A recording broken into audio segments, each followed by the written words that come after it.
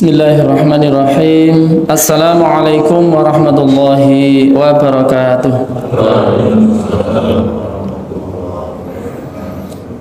Alhamdulillahi rabbil alamin. Nahmaduhu wa nasta'inuhu wa nastaghfiruh wa na'udzu billahi min shururi anfusina wa min sayyiati a'malina. May yahdihillahu fala mudilla lahu wa may yudlil fala hadiya lahu. Asyhadu an la ilaha illallah wahdahu la syarika lah wa asyhadu anna sayyidina Muhammadan abduhu wa rasuluh la nabiyya wa la rasula ba'dah. Qala Allah ta'ala fi kitabihil karim, a'udzu billahi minasy syaithanir rajim. Bismillahirrahmanirrahim. Ya ayyuhalladzina amanu taqullaha haqqa tuqatih wa la tamutunna illa wa antum muslimun. Wa qala ta'ala ya ayyuhalladzina amanu taqullaha wa qulu qawlan sadida yuslih lakum a'malakum wa yaghfir lakum dhunubakum wa man yuti'illaha rasulahu faqad faza fawzan 'azima. Yang saya hormati Bapak Ketua Takmir Masjid, juga segenap pengurus masjid. Yang saya hormati para tokoh agama, tokoh masyarakat, Bapak Ibu semuanya yang hadir pada kesempatan pagi hari ini yang saya hormati. Mari kita bersama-sama bersyukur kehadirat Allah Subhanahu wa taala atas seluruh nikmat hidayah, inayah yang Allah berikan kepada kita, sehingga pada kesempatan pagi hari ini kita bisa melaksanakan sholat subuh dengan berjamaah dalam keadaan sehat walafiat. Kita juga bisa mengadakan majelis ilmu, majelis yang dibanggakan oleh Allah Subhanahu wa taala di hadapan para malaikatnya. Sungguh keuntungan yang luar biasa kita dipilih oleh Allah Subhanahu wa taala untuk bisa melaksanakan sholat subuh dengan berjamaah, juga bisa mengadakan majelis ilmu ini. Mari kita senantiasa mensyukuri nikmat-nikmat Allah Subhanahu wa taala, karena sesungguhnya letak kebahagiaan kita adalah ketika kita itu mampu untuk mensyukuri nikmat-nikmatnya. Bukan ketika bahagia kita bersyukur, tapi kita bersyukur pasti kita akan bahagia. Banyak orang yang menggantungkan syukurnya ketika mendapatkan kebahagiaan, ketika mendapatkan kenikmatan, sehingga tidak jarang ketika mereka menggantungkan syukur ketika betul-betul diberikan kenikmatan, diberikan perkara yang membahagiakan, pada saat itu mereka lupa. Oleh karena itu, mari kita membiasakan diri untuk senantiasa bersyukur kepada Allah Subhanahu wa taala, karena sesungguhnya setiap saat, setiap menit, setiap detik pasti kita itu mendapatkan berbagai nikmat dari Allah Subhanahu wa taala. Hanya karena kebodohan kita saja sehingga kadang-kadang kita itu tidak melihat nikmat-nikmat yang banyak yang Allah berikan kepada kita. Beberapa hari yang lalu berboto niki niku saudara saya meninggal. Sebelum beliau meninggal, beliau itu merasakan maksudnya ketika masih lama sebelum meninggal, ya, lama sebelum meninggal itu tidak tahu penyakit yang dideritanya apa, cuman berhari-hari atau bahkan berbulan-bulan itu ketika makan itu rasanya pahit, apa saja yang dimakan pahit. Jadi pas hari raya kemarin, entah itu rendang, entah itu sate, napa melih menu biasanya opor nih, semuanya itu terasa pahit semuanya. Bahkan air pun yang seharusnya segar kemudian manis itu juga terasa pahit. Sementara kita itu merasakan yang seperti itu, yang kita lihat selama ini. Kalau menunya itu misalnya opor, sate, rendang, baru kita kemudian mengucapkan alhamdulillah. Padahal sesungguhnya nikmat yang Allah berikan itu sebelum kita bisa merasakan sate, sebelum bisa merasakan opor, sebelum bisa merasakan rendang, nikmat yang Allah berikan itu lebih besar daripada nikmat yang bisa kita lihat tadi, berupa opor, berupa sate. Nah, kita merasakan nikmat-nikmat yang lain, di lidah itu sudah terasa nikmat.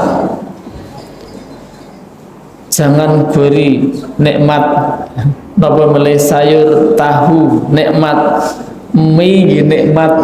Semua yang kita rasakan ketika kita melandasinya dengan syukur kepada Allah Subhanahu wa taala itu sesungguhnya terasa nikmat.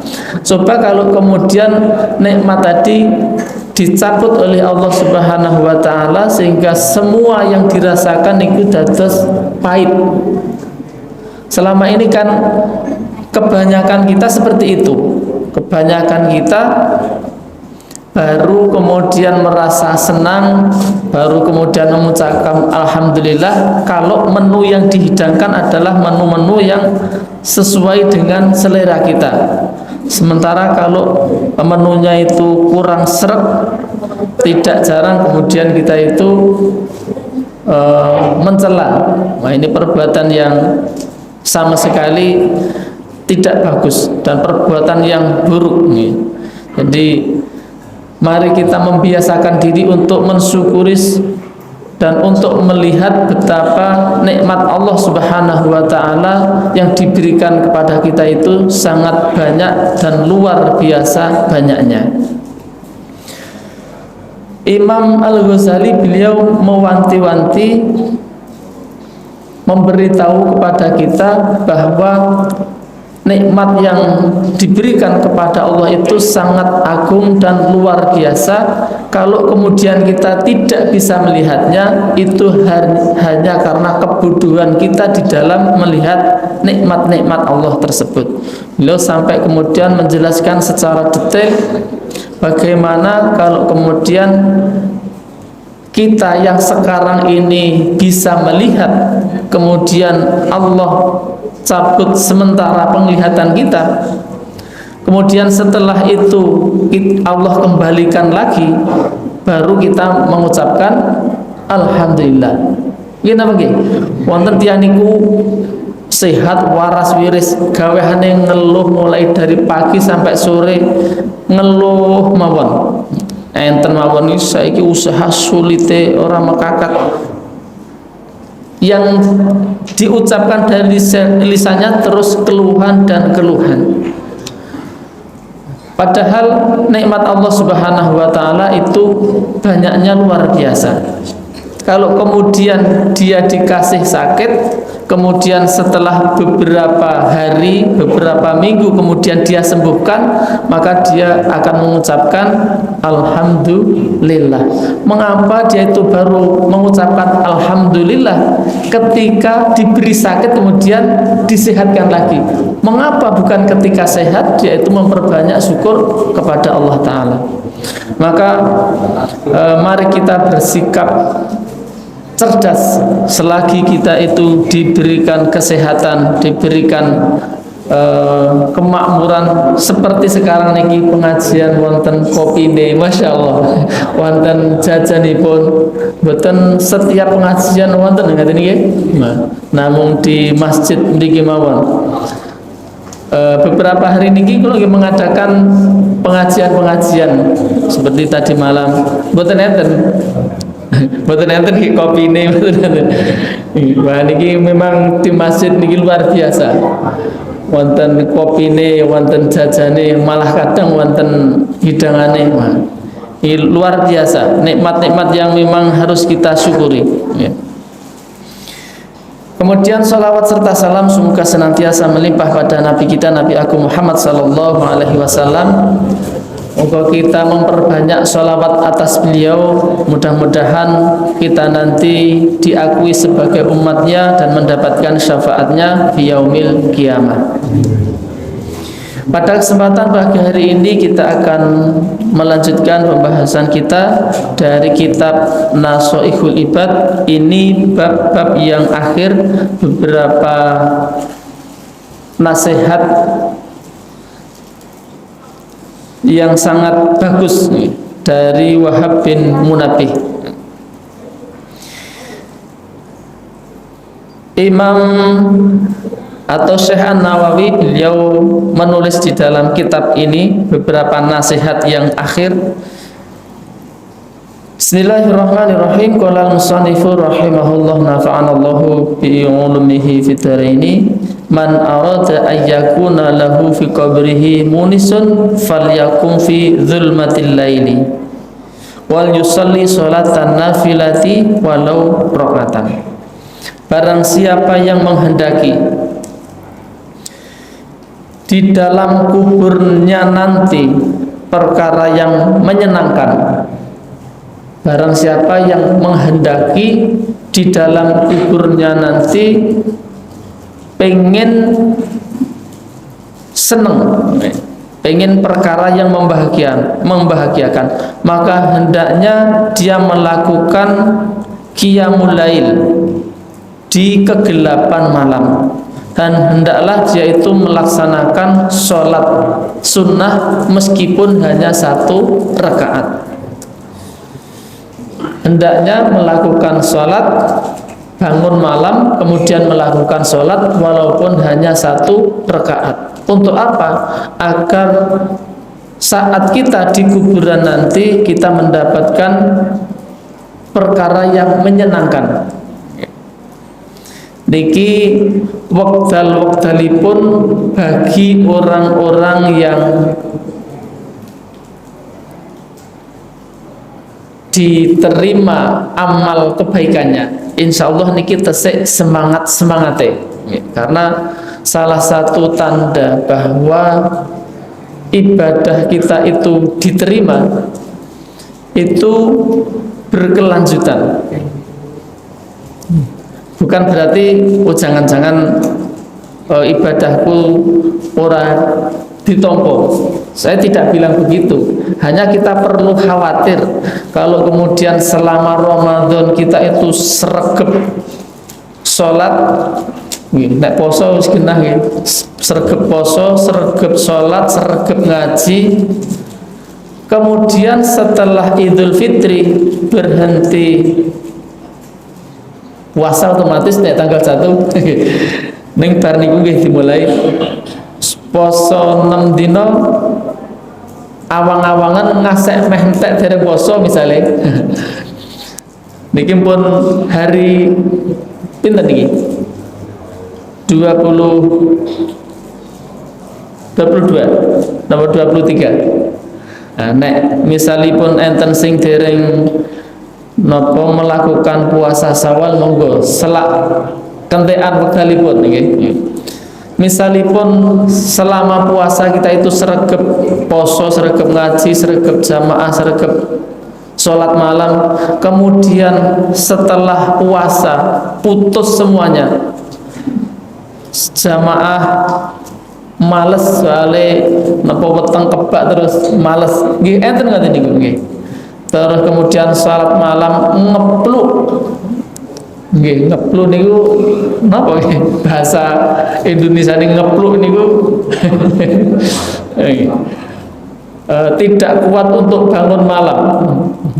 Entene madang wareg terus ngepluk pengine turu nglisep. Kemudian ngaji biasanya minimal 1 juz bar botos blas ketepas. Wah niki tanda-tanda yang buruk, tanda-tanda yang buruk. Tapi ketika kita masih bisa istiqomah, puasa Syawal nggih sampun mulai meskipun kadang enten sing dereng rampung, kemudian sholat malam ora ketang 3 rakaat nopo 5 rakaat nopo bahkan 1 rakaat masih dijaga, kemudian nopo ngaji nggih ora ketang beberapa lembar atau setengah juz nopo pinten nggih tesik berlanjut. Nah ini tanda-tanda yang baik, tanda bahwa ibadah kita selama di bulan Ramadan itu ada bekasnya, dan insya Allah termasuk amal atau ciri-ciri dari amal yang diterima oleh Allah Subhanahu wa Ta'ala. Maka perjuangan kita setelah Ramadan ini sangat penting. Jangan kemudian kita lalai dengan berbagai hiruk pikuk di hari raya Idul Fitri yang kita bayangkan aliarep jalan-jalan ngandi nggih sing dibayangne utawa sing digoleki enek nggon Google pariwisata nih yang pundi ya tadi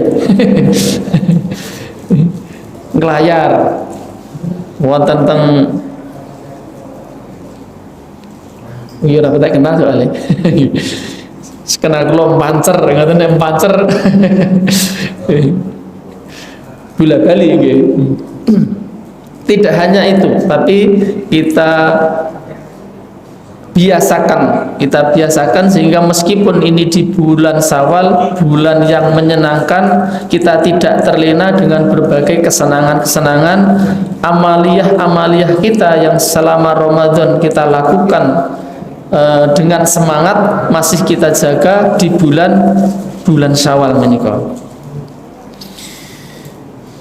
Kemudian pesan beliau selanjutnya, man arada ayyakuna fi dhilli arsyir rahman falyakun zahidan. Barang siapa menghendaki nanti di akhirat mendapatkan naungan di bawah arsy-Nya Allah Subhanahu wa Ta'ala, maka hendaklah dia menjadi orang yang zuhud. Orang yang zuhud adalah orang yang meletakkan dunia ini di tangannya, bukan di dalam hatinya. Artosipun pripun? Artosipun boten nyenengi dunya senajan gadah dunya kathah. Boten seneng dunia walaupun punya dunia di dalam genggaman tangannya. Iki mboten perkawis gampil. Kathah-kathahipun tiyang niku malah seneng dunya tapi mboten saged menggenggam dunia. Padahal sing baik niku punya dunia atau dunia berada di dalam genggamannya, tetapi sama sekali dia tidak mencintai dunia. Jenengan pilih duwe dunia kuatah padahal jenengan boten seneng, napa jenengan seneng dunya tapi boten gadah dunya? Kan pilih napa gadah dunya kathah senajan kita tidak senang. Dan itu keutamaan yang luar biasa, perlu latihan. Mas wong disenengi ora teko-teko, lho kok mboten disenengi. Lah dunia niku mboten tentang kita senang terhadap dunia atau tidak, kemudian dunia itu datang kepada kita. Tetapi datangnya dunia itu memang sudah diatur oleh Allah Subhanahu wa Ta'ala. Dalam usaha ya kita usaha semaksimal mungkin, tetapi tidak perlu kemudian kita mencintai dunia. Karena memang di zaman-zaman akhir ini semakin banyak orang yang cinta terhadap dunia. Walaupun akhirnya dunia itu juga berada di dalam genggamannya, tetapi ini buruk untuk kita dan buruk untuk lingkungan kita. Contohnya ngeten, dunia niku kan intinipun ada 3. harta, tahta, dan wanita. Harta, tahta, wanita.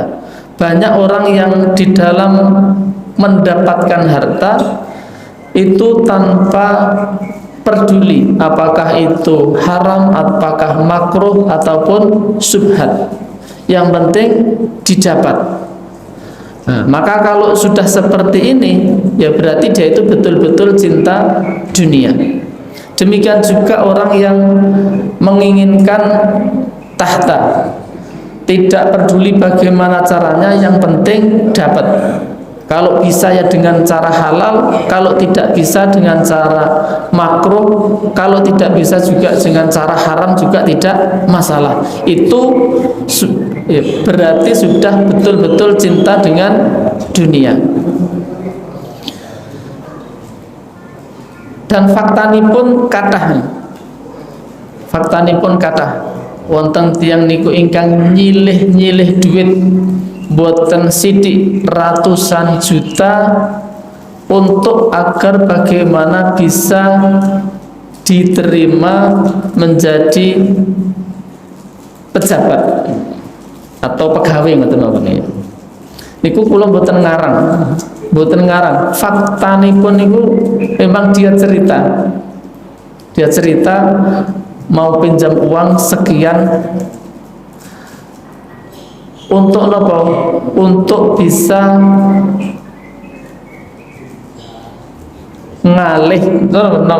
pindah dari kerjaan yang jauh ke tempat yang dekat. Ngoten niku ternyata nggih saged diatur.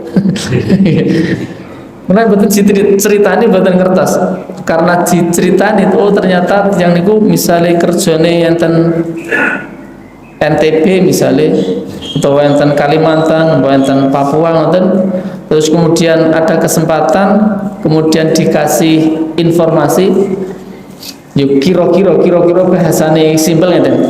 Nek kowe iso mbayar 400 juta, kesempatan tak berikan kepadamu. Dan ngoten niku diusahakan. Niki satu contoh bahwa untuk mendapatkan tahta, dalam niki tahta niku nggih kerjaan napa kemawon, itu tidak peduli halal, haram atau makruh ataupun syubhat. Nah ngeten niki masuk napa? Syubhat niku mboten jelas napa makruh, napa haram. Subhat Pak paling. Subhat niku mboten jelas Pak. Sehingga mboten jelas kula nggih kula lampahi. Ya, misalnya ngoten niki. Nah, niki tidak boleh nggih. Itu akan membahayakan diri kita dan akan membahayakan keberlangsungan dari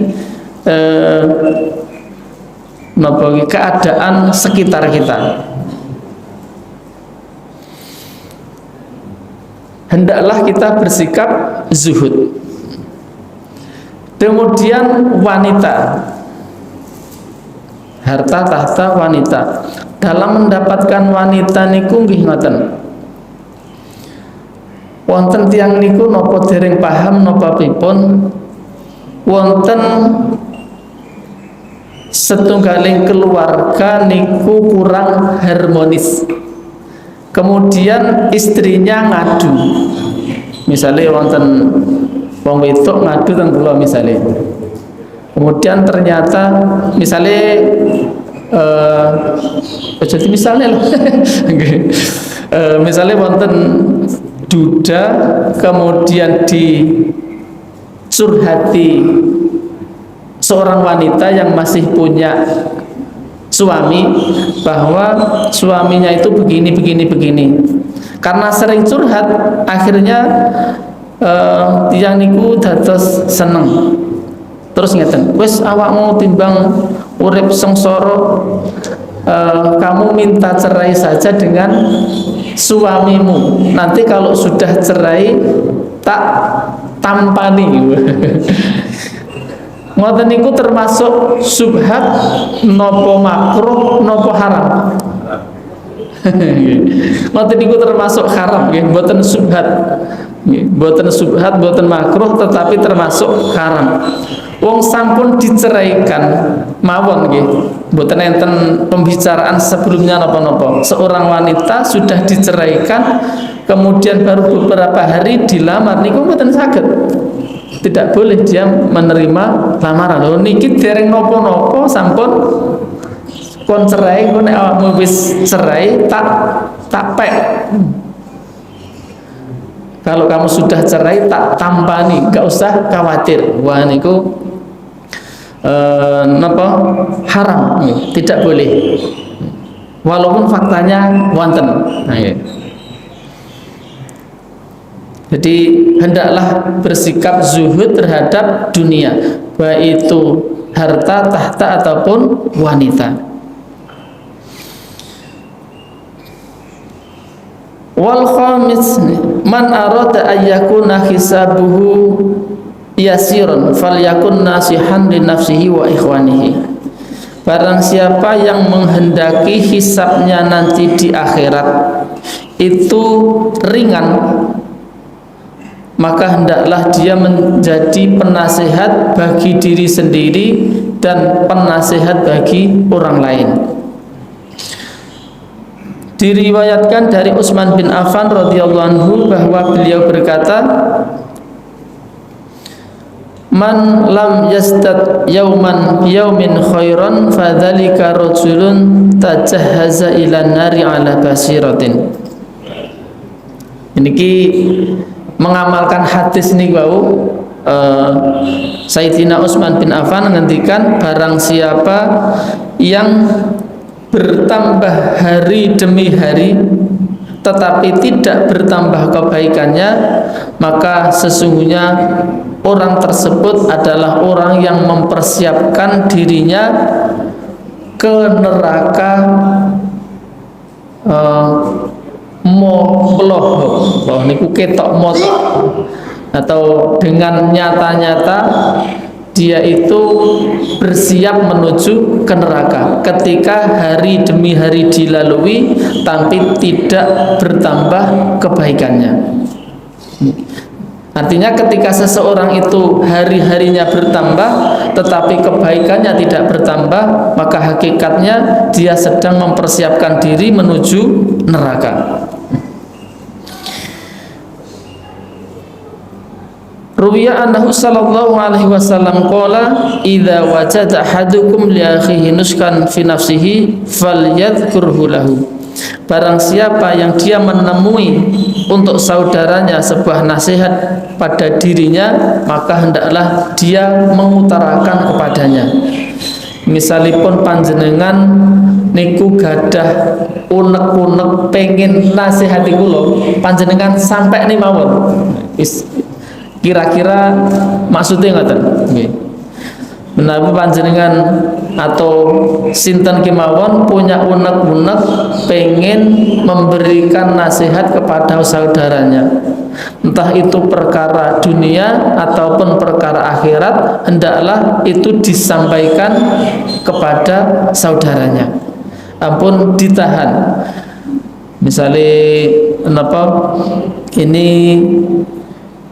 si fulan itu kalau begini pasti dia akan mendapatkan kesuksesan. Nah, maka hendaklah itu disampaikan.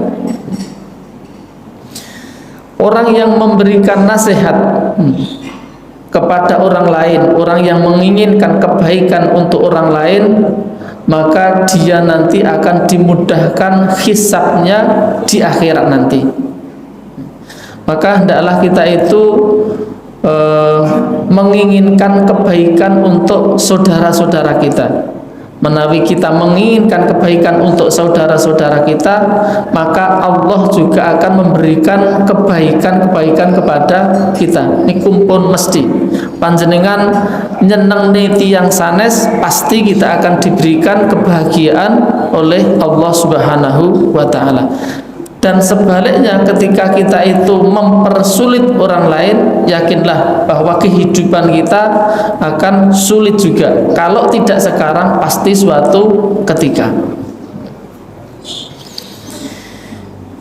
Kemudian nasihat selanjutnya, man arada ayyakunal malaikatu zairina lahu falyakun war'an. Barang siapa yang menginginkan, barang siapa yang menghendaki para malaikat mengunjunginya, maka hendaklah ia menjadi orang yang warok, atau hendaklah dia bersikap warok. Bersikap warok, menjaga diri dari perkara yang diharamkan oleh Allah Subhanahu wa ta'ala, dari perbuatan-perbuatan yang diharamkan oleh Allah ta'ala.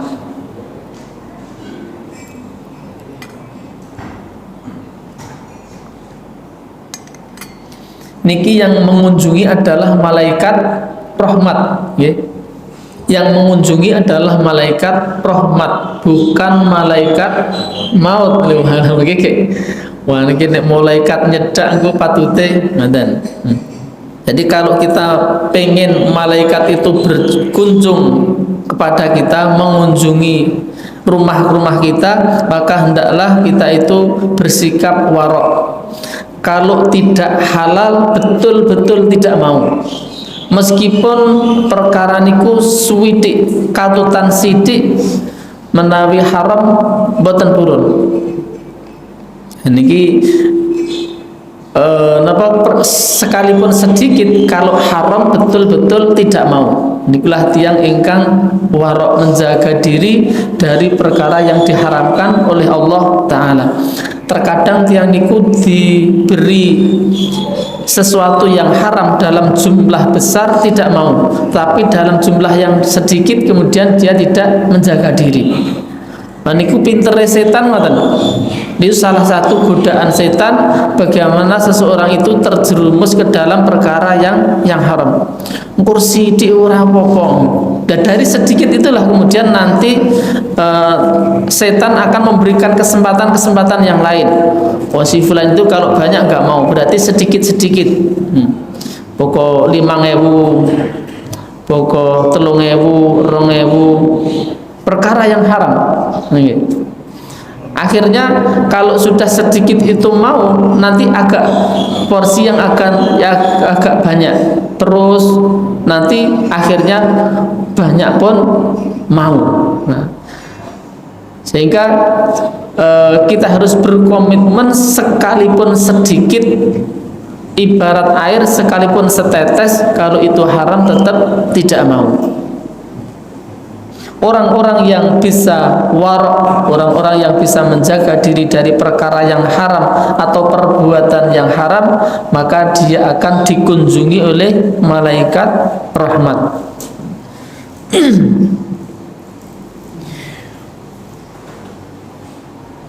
Fal warok syartun fistiqomatid dini, dan warok itu adalah syarat di dalam istiqomah dalam agama. Nawi kita pengen agama kita, dalam beragama kita itu bisa istiqomah, maka syaratipun harus warok, menjaga diri dari perkara yang haram dan juga yang. Kemudian nasihat selanjutnya, man arada ayyaskuna fi mahbuhatil jannah falyakun dzakiran lillahi billaili wanhar. Barang siapa yang menghendaki dia bertempat tinggal di tengah surga, maka hendaklah dia orang yang senantiasa melazimi zikir malam dan siang. Terus awan wengi senantiasa berzikir kepada Allah Subhanahu wa ta'ala. Ada kesempatan berzikir kepada Allah ta'ala, maka kesempatan untuk mendapatkan atau bertempat tinggal di tengah surga itu terbuka lebar. Syekh Qusairi Bilizau mengatakan, la yasilu abdun ilallahi ta'ala illa bidawami dzikri. Wa dzikru ala dzurbaini, dzikrul lisani wa dzikrul qalbi. Fa dzikrul lisani bihi yasilul abdu ila istidamati dzikrul qalbi wa ta'thiru li dzikril qalbi. Fa idza kana al-'abdu dzakiran bi lisanihi wa qalbihi fa huwal kamil fi wasfihi fi hali sulukihi. Seorang hamba tidak akan sampai kepada Allah Ta'ala kecuali dengan melanggengkan zikir, sedangkan zikir itu ada dua macam. Nabi kula panjenengan sami niku betul-betul pengen sampai, artinya sampai itu kita menjadi hamba-hamba yang memang dipilih untuk dekat kepada Allah Ta'ala. Niku mboten saged kecuali kita itu mudawamah dengan zikir, kecuali kita punya zikir yang senantiasa kita baca, kita lazimi setiap hari, setiap saat, setiap menit bahkan. Terus tidak ada waktu yang diluangkan kecuali waktu itu digunakan untuk berzikir kepada Allah Ta'ala. Nopo kemawon zikiripun, apakah itu berupa istighfar, apakah itu sholawat, apakah itu la ilaha illallah, atau kemudian tasbih, tahmid, dan berbagai macam zikir kepada Allah Ta'ala. Karena setiap kita itu punya kecenderungan dengan berbagai macam zikir yang ada. Wonten ingkang seneng melazimi istighfar. Terus setiap saat, setiap waktu, kalih nyepeda, kalih napa kerja, niku memperbanyak istighfar. Astagfirullahaladzim, astagfirullahaladzim, astagfirullahaladzim. Ada juga yang senang melazimi sholawat. Allahumma salli ala sayyidina Muhammad, Allahumma salli ala sayyidina Muhammad. Ada juga yang sholawatnya itu sallallahu ala Muhammad, sallallahu ala Muhammad, dan berbagai macam zikir yang lain. Maka dengan zikir-zikir semacam itu, maka dia akan dapat menjadi orang yang dekat kepada Allah Ta'ala. Dengan dia melazimi zikir lisan, meskipun awalnya niku nek zikir mboten teko ngati, tetapi dengan melazimi zikir lisan itu potensi untuk bisa zikir lisan itu berbarengan dengan hati itu lebih besar. Aku nek zikir kok gek kur lisan tok, gek kadang nyampe ngati, kadang ora, bagaimana? Terus mawon, terus dilazimi zikir itu, suatu ketika panjenengan akan bisa zikir lisan juga hati serta bersamaan.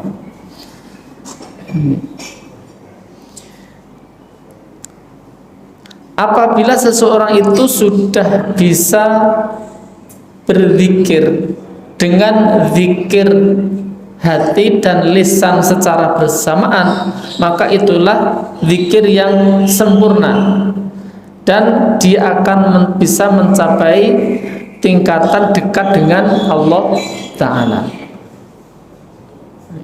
Niki mboten dalam jangka waktu pendek, seminggu, 2 minggu, sebulan, 2 bulan, mboten. Niki dalam waktu yang lama, bertahun-tahun, bertahun-tahun, baru kemudian nanti Allah akan mengaruniakan kepada kita saged zikir lisan kalih ati niku saged sinkron. Tapi kita tetap berbagai faktor niku pengaruh. Di antara faktor yang mempengaruhi bahwa zikir lisan kita itu nanti akan serasi dengan hati kita adalah kita mengetahui arti atau makna dari zikir yang kita lafadzkan. Misalnya kita zikir pagi sore, Itu kalau kemudian kita tahu artinya, itu akan bisa lebih fokus. Karena kita tahu apa yang kita minta, apa yang kita lafadzkan, apa yang kita minta dan juga kita lafadzkan. Kan zikir pagi sore itu kan isinya macam-macam, wonten doa, kemudian wonten puji-pujian kepada Allah Ta'ala, ada juga bacaan Qur'annya, ada kemudian mohon perlindungan kepada Allah Ta'ala.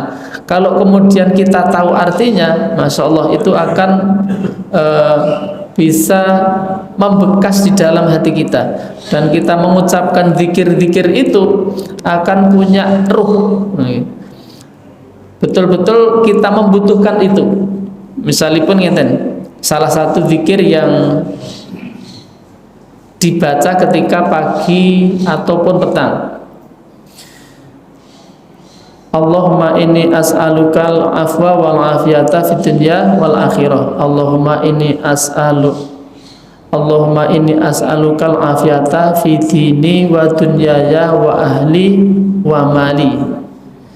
Niku kita minta kepada Allah Subhanahu wa Ta'ala agar kita dijaga diri kita, dijaga keluarga kita, dijaga harta kita. Menawi mriki pernah wonten kejadian duit roh hilang boten sangkane. Boten roh, maksudnya kejadiannya gimana kok bisa hilang? Wonten. Wah, berarti boten namung bangun sari. Nggih.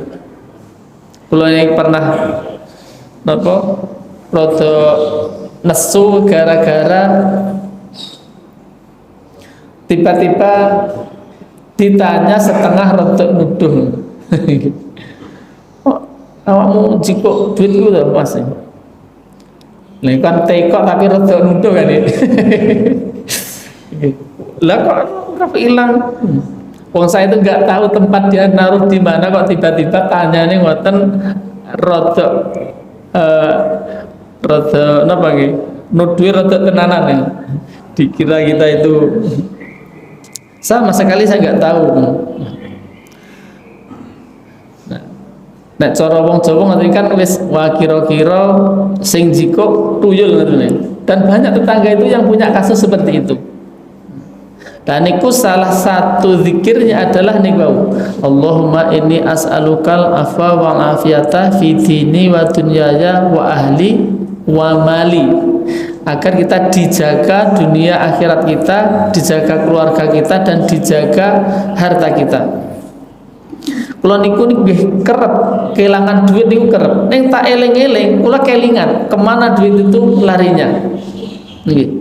Karena mungkin salah satunya zikir nih kau, salah satunya saya kerap zikir pagi dan sore, hingga setiap uang yang keluar niku sama-sama hilang neng kelingan kok duit iki roh dek wingi 1 juta kok karek 100 nganti tak eling-eling. Oh kesana buat sehingga saya tidak pernah menyangka uang saya itu diambil tuyul mboten nanti.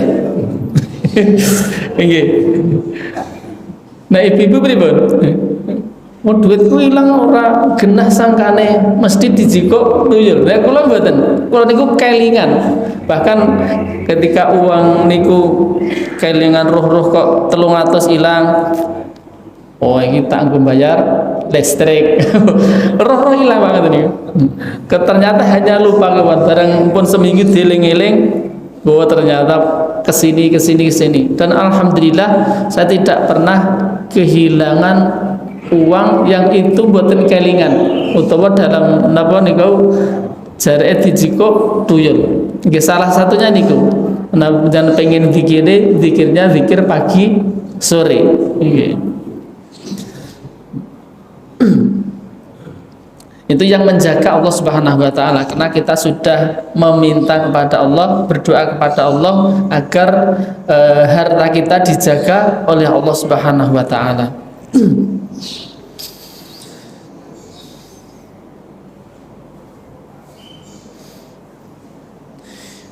Kemudian nasihat yang selanjutnya, man arada ayyudkhilal jannah bighairi hisabin falyatub ilallahi taubatan nasuha. Barang siapa yang pengen dimasukkan ke dalam surga dengan tanpa hisab, masuk surga tanpa hisab, maka hendaklah dia bertaubat kepada Allah dengan taubatan nasuha. Dengan taubatan nasuha, taubat yang betul-betul murni, taubat yang betul-betul ikhlas karena Allah Ta'ala, pengen bertaubat bukan karena nopo-nopo, tapi memang betul-betul dia sudah menyadari akan kesalahannya, sudah betul-betul kapok, mboten pengen mengulangi lagi, betul-betul sudah menyesal telah berbuat kemaksiatan kepada Allah. Maka orang yang taubatan nasuha ini, meskipun pada awalnya dia membawa dosa yang banyak, tetapi pada akhirnya nanti dia akan diampuni oleh Allah Subhanahu wa Ta'ala dan dosa-dosanya dihapuskan. Dia akan memasuki surga tanpa hisab. Niki nggih boten perkawis yang mudah, bukan perkara mudah. Karena godaan dunia niku senantiasa membolak-balikkan hati manusia. Wonten tiyang niku taubat dari perjudian, karena dulu pernah judi, kemudian hartanya habis, punya awalnya itu berdagang, dagangannya habis untuk berjudi, masih belum terima, kemudian jual sapi, sapinya habis, kemudian mau jual tanah, akhirnya bertengkar dengan istrinya. Kemudian setelah itu bertaubat, pun bertengkar hebat, dikeroyok bojone dan keluarganya, kan otomatis dados ontran-ontran, jadi pertengkaran besar. Setelah itu kemudian akhirnya dia sadar, bertaubat. Tetapi juga sakit kumat beberapa puluh tahun kemudian. Atasipun apa? Ternyata tobat niku nggih menawi pas terdesak napa ngoten niku memang betul-betul pengine bertaubat. Tapi godaan niku nggih tetap suatu saat datang sebagai cobaan. Apakah tobat yang dilakukan dulu itu betul-betul murni atau tidak? Menawi tesih tergoda, berarti belum taubatan nasuha. Meskipun awalnya nggih pun penyesalan itu luar biasa. Ini nggih mboten gampil, mboten gampil. Karena nggih kados niku awalnya itu rumah tangganya hampir rusak, tapi kemudian setelah kembali makmur karena tobat, akhirnya Allah Subhanahu wa Ta'ala kembalikan kebahagiaan keluarganya, Allah kembalikan rizkinya, sakit makmur malih, keluarga sakit harmonis malih. Tetapi kemudian pada saat itu sakit kumat malih. Nah, maka itu yang perlu kita jaga. Salah satu untuk menjaga niku ada komunitas atau membersamai orang-orang yang sholih. Nek mboten ternyata godaan kemaksiatan itu luar biasa, sakit mempengaruhi diri kita untuk kembali kepada kemaksiatan. Nah, insya Allah kalau kemudian kita itu membersamai orang-orang yang sholih, badhe nyimpang ngoten dipun ingatkan.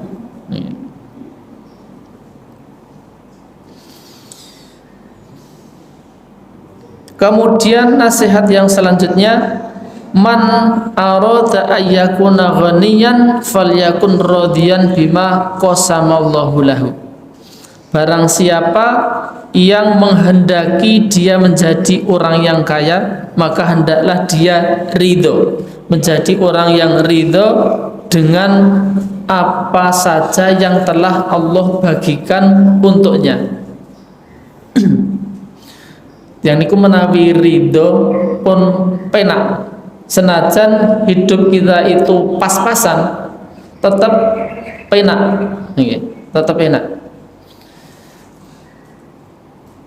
Orang yang sekarang merasakan kesengsaraan hidup niku menawi dipun galih-galih, kalau dicermati betul itu hanya kurang syukur, kurang menerima ketetapan Allah Ta'ala.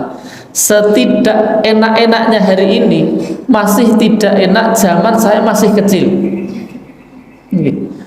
Pada saat saya masih kecil itu mau makan susah.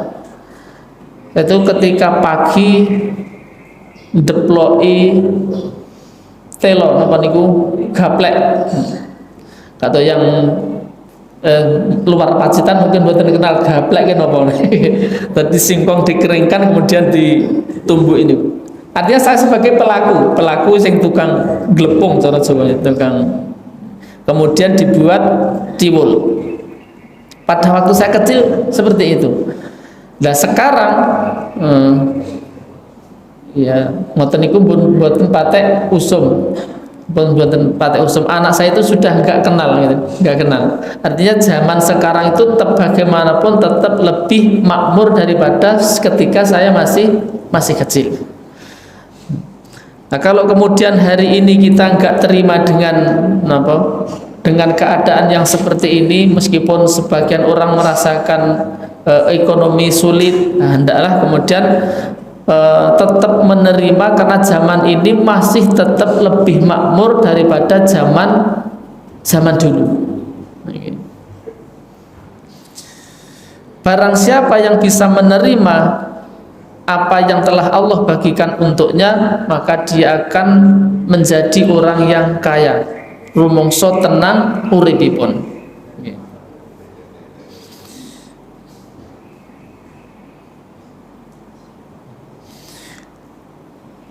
Qala Abdullah Al-Wahid bin Zaid, ar-ridho babullahil a'zam wa jannatud dunya. Ridho kepada Allah Ta'ala itu adalah pintu Allah yang paling agung dan surga dunia.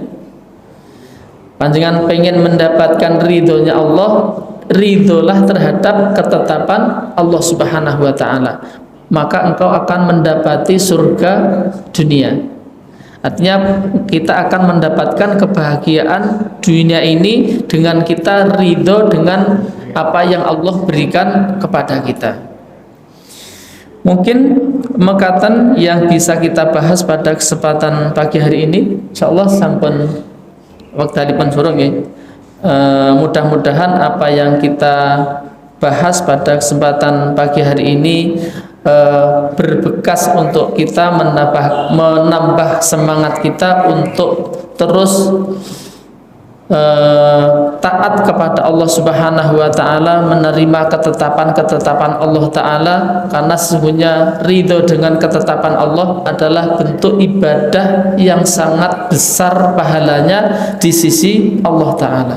Tidak hanya memperbanyak sholat, tidak hanya memperbanyak tilawah, ridho dengan ketetapan Allah pahalanya sangat besar di sisi Allah Ta'ala. Mengatakan ada kurang lebihnya, mohon maaf yang sebesar-besarnya. Mari kita akhiri dengan hamdalah dan doa kafaratul majelis. Alhamdulillahirabbil alamin, subhanakallahumma wa bihamdika asyhadu an la ilaha illa anta astaghfiruka wa atubu ilaik. Assalamualaikum warahmatullahi wabarakatuh.